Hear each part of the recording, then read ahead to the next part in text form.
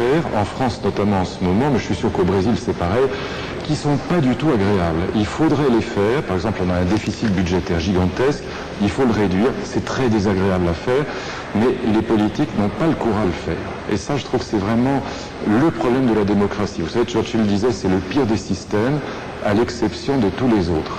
C'est ça que ça voulait dire. Et peut-être cette détermination qui vous a fait se battre pour la loi contre le port des signes religieux dans les écoles publiques françaises. Je sais que ça c'est quelque chose qui est déjà disparu dans l'agenda politique. Oui, c'est réglé. Oui.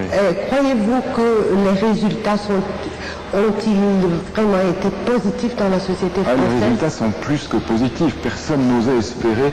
Il n'y a plus un seul problème de voile islamique à l'école. Pas un seul en France, pas un. C'est quand même extraordinaire, alors qu'on avait des centaines de procès, de conflits avec les jeunes filles qui voulaient porter le voile. Ce qui s'est passé, c'est que la France est en fait le seul pays au monde à avoir une très grande communauté musulmane et une très grande communauté juive.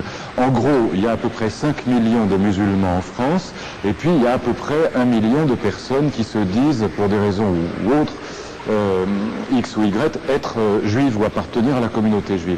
Et donc, ce qui s'est passé en 2002, c'est que le conflit du Moyen-Orient, la deuxième intifada, elle a eu une réfraction dans nos établissements scolaires. Pour le dire entre nous, les petits beurs, ce qu'on appelle les petits beurs, les petits arabes, se prenaient pour des Palestiniens, et puis ils agressaient parfois les petits juifs, qui eux-mêmes répondaient comme s'ils étaient israéliens.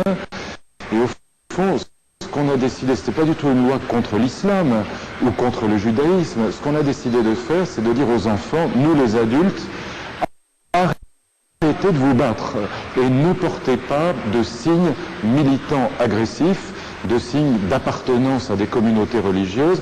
Il faut que quand on rentre dans une classe d'école, personne ne sache que là il y a le clan des catholiques, là il y a le clan des musulmans, puis là il y a le clan des juifs, et puis vous allez vous battre entre vous. Non, ça va pas.